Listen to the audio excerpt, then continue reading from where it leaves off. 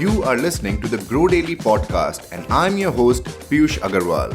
Welcome to the 32nd episode of this podcast series, and today we will continue our discussion from the last episode on retrospective meetings. So if you haven't heard the 31st episode yet, I would recommend that you go ahead and listen to that episode first, because this is a continuation of that very episode.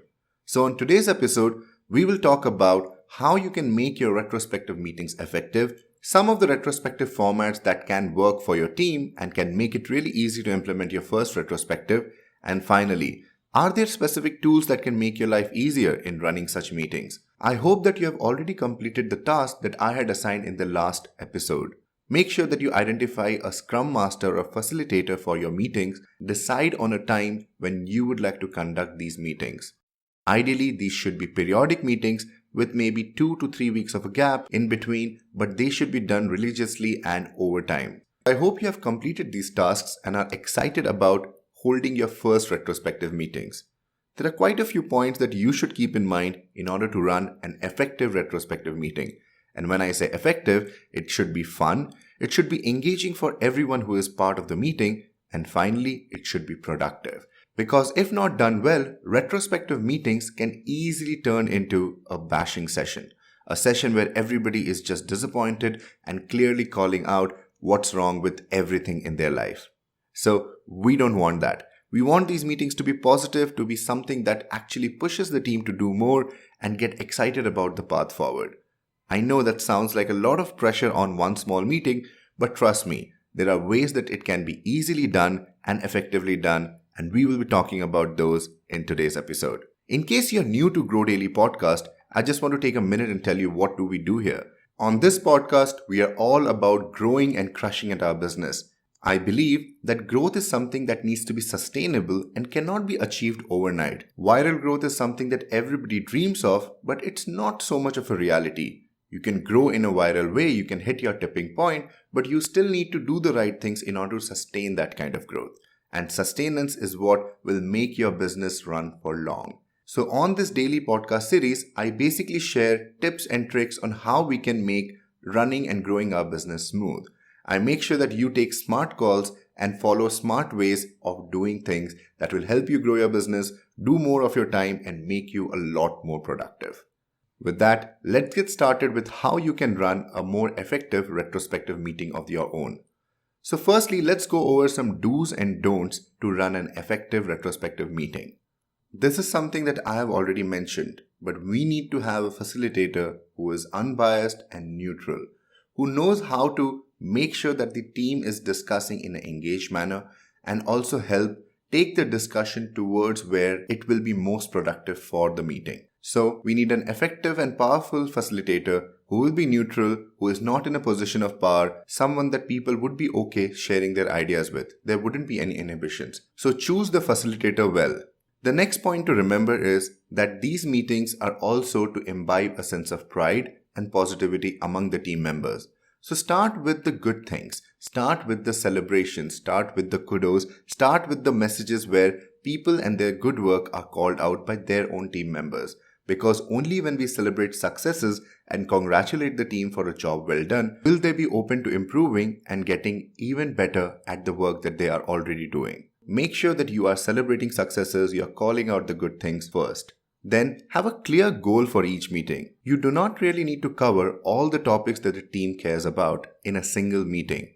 Different retrospectives can have different goals, so set out the goal first and also share the goal and what the team is supposed to be doing in this meeting before the meeting starts. Make sure that you share the details of the meeting on what is expected from them way before the meeting starts, and ensure that they take at least 15 minutes in exploring what they will be saying in the meeting. A lot of times when the ideas are pushed to be drawn in the meeting itself, that's a lot of pressure on the team members. So ideally they should have put some thoughts before the meeting and be prepared to share in the meeting and think more openly. The next very important point is to make sure that everybody get a chance to speak. A lot of times in a meeting there are a few people who are always outspoken, who are always more open to sharing their thoughts. What happens in the process is, if they are the only ones talking, it pushes other team members off and doesn't encourage them to share their views. So make sure that the Scrum Master or the facilitator is doing their job of ensuring that the whole team participates and someone doesn't feel left out. That doesn't happen by just asking specific people to share their thoughts, because you should be building an environment where people feel the urge to share on their own. And that can only happen if the environment that you're building is extremely positive and open to their opinions. They don't feel judged. They don't feel that by sharing, they may be ridiculed later. So make sure you are creating a safe environment for everyone. And lastly, identify the action items that are required to be completed at the end of the meeting. Everybody should be aware of what are the action items they are taking away at the end of the meeting, and also who is responsible for which of the action items. It's very important that when people are suggesting some ideas, that's not when you call out who should be taking care of that. And especially, don't try to assign the idea to the same person who came up with the idea, because that will also deter people from sharing. They would feel that if they are suggesting something, it will just add more work on their head. So make sure you are clearly identifying who would be the right person to implement an idea or an improvement, and only then go ahead and do it if they are willing to take it on themselves. One more thing that I would like to add is, don't look at retrospectives as a way to continuously improve with every single meeting. Take decisions on which ideas need to go based on what kind of improvement they will make and also what's the effort involved. Something like starting a stand-up meeting on time is not really a lot of effort, so that should happen any which way. But an idea which will require a certain amount of development time and effort to identify solutions should be considered in a way that it helps the team and the team is excited about it, not making it a lot more tedious and a lot more work for the team to implement. So those are some of the do's and don'ts that will help you run an effective meeting. Now, to make it even more productive, you need to have and follow some retrospective formats. There are a lot of formats available online that you can just look up and find. However, there are two formats that I think are very simple to consume and very quick to implement. The first one is the start, stop, continue format. In this format, you divide all the ideas and conversations among these three buckets. The first one being start are the things that the team thinks that they should start doing. That is, start coming on time. Start notifying people when a new social media post goes out and things like that. Then you should be talking about things that the team wants to stop doing. Stop sharing an email on a Monday morning and things like that. So basically everybody shares an idea that they want to start implementing on their process and it would lead to improvements towards the goal. They would want to stop because these are things that they have been doing and they're not going so well. They're not leading to the results that I expected. And finally, the third bucket being continue. These are the things that the team is doing really well and something that's working out. And we shouldn't stop or these shouldn't be dropped out. So have the team talk about the things that are working and make sure that everybody continues to do them. At the end, you should have a ton of ideas in each of the bucket. You need to make sure that you mark out the ideas that the team feels are needed to be done. And how do we go about that? I'll talk about it a little later. The other format, which is also quite simple and popular, is good, bad, better, best. This format works a little better than the start, stop, continue because this gives more opportunity to call out the good things that's happening in the team. Good are the things that went well. These are the areas where the team met or exceeded expectations. Always start with good because that sets a positive note. Next, move to bad. Bad are things that did not go well. These are the areas where the team did not meet expectations or unexpected problems occurred. Having the team do the self-evaluation and identify the things that did not go well makes them more responsible for the downfall of all those things. This also ensures that they are more open to improving and changing things to ensure that the same thing does not come in the bad section again. Then there's the better. These are the opportunities for improvement and this is what this meeting is all about. We basically want to make sure that everybody provides suggestions on how something can be done in a better way. And last, best. Best is where we celebrate the outstanding performances. We celebrate people who have gone above and beyond the set expectations to deliver their work. This also helps to create a positive environment for the whole team and encourages everybody to go beyond what's expected. So these are the two formats that I think are great to try and get started on retrospectives. Like I said, there are multiple other formats available and over time you can refine this process to a process that works best for your team, for your own business. The whole idea for retrospectives is that you should get started and find ways that you can improve your business. The format is just a tool that's available to aid that kind of growth. Now, there are some best practices that you should be following when conducting a retrospective meeting. Through the meeting, you would have received a ton of ideas, but it doesn't mean you need to go out and implement all of those. Firstly, because implementing the ideas would require time, and second, not every idea would lead to the same kind of improvement. So it's important that the team votes for the ideas that they would like to go ahead and implement.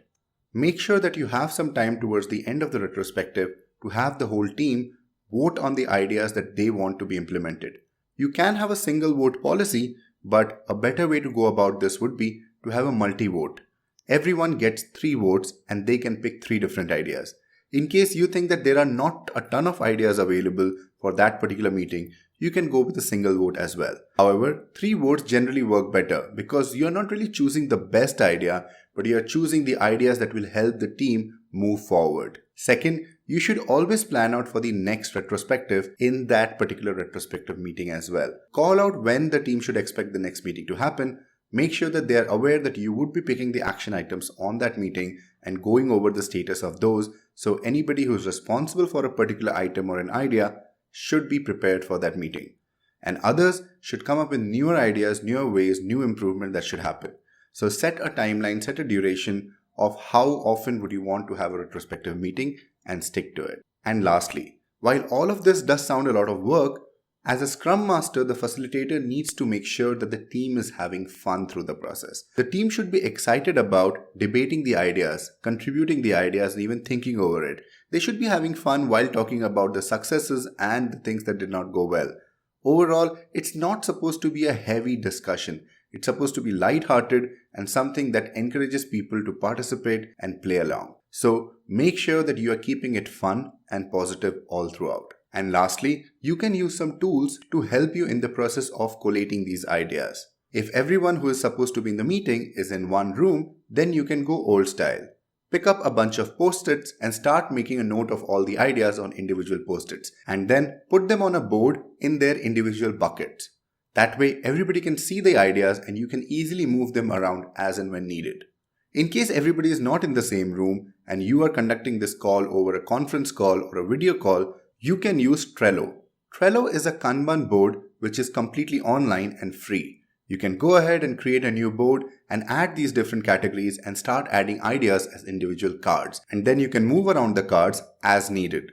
Why I like Trello a lot is also because all of it is online and accessible for everyone. Generally, it's easy to lose the post-it notes. On Trello, you can actually assign the cards to the people who are responsible for them.